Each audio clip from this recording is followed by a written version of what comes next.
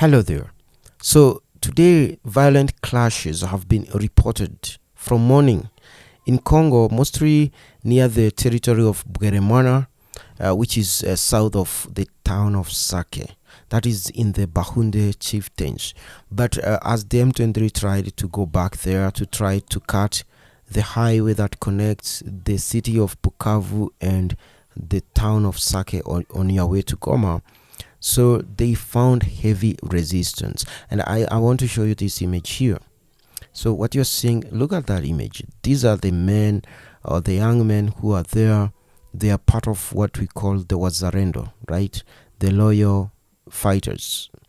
And look at them, very young, most of them barely out of their teens. As a matter of fact, they look like 16, 17 and 18-year-olds with their guns and with a lot of dedication to defend their land. And this heavy gun, I don't know, it's like the Dashika gun. The Dashika gun is that gun that they mount on top of trucks. So they have it there, but theirs is not mounted on truck. They are able to move it in parts, in pieces from one location to another. And then once they get there, they mount it on this tripod to basically try to hit the positions of the M23. So in this photo, which was taken, I think, earlier today in the morning, according to the sources in that part of Geremana, in the Bahunde territory, this is they were firing on a hill.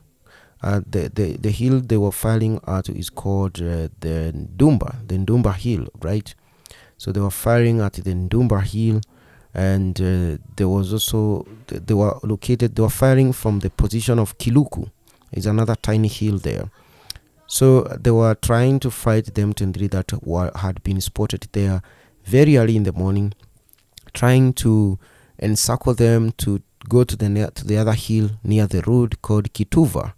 So that is what is happening. Now, the other thing that is happening in Congo in the north near the town of Mweso is that FRDC is getting closer to the region of Mweso. So today in the morning there was also heavy fighting.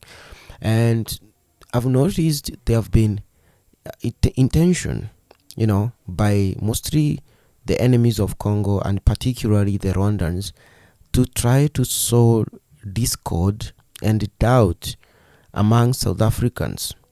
Remember, South Africa is headed to the polls and they are trying to take advantage of that. So there have been that, effort to try to make the South African question the reason why their government have sent troops to Congo. So far, South Africa has suffered close to 8 or 6 soldiers from what I'm hearing, and these soldiers were in the camps, inside their camps in Sake. These camps were hit using mortars, as I told you in a previous video, and this kind of 5 or 6 dead soldiers going back home brings all manner of questions. So people have been asking why the Cyril Ramaphosa, that is the president of South Africa, Cyril Ramaphosa has deployed troops to Congo.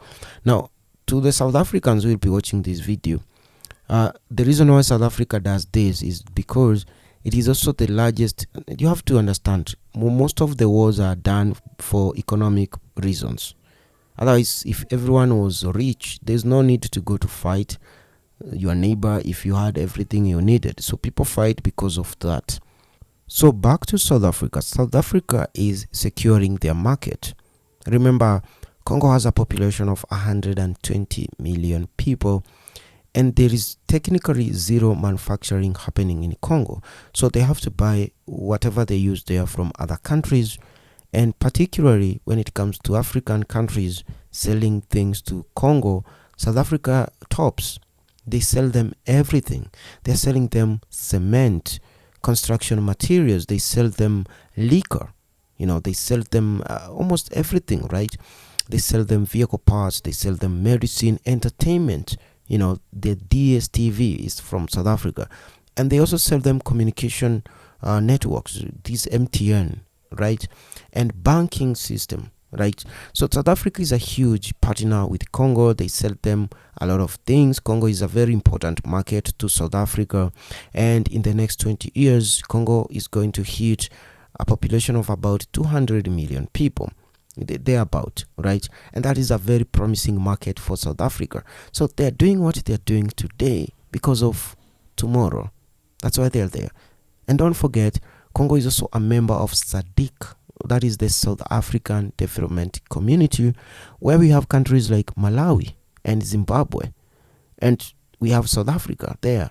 Now, you can't compare what Malawi can contribute and South Africa. I mean, South Africa has a GDP economy of about $500 billion, half a trillion, and Malawi has barely gets to 20 billion, right? They struggle past $12 billion as GDP. So the two cannot be compared. So every time the SADC community needs to solve problems, they all look at South Africa. It's the big brother there, the richest brother.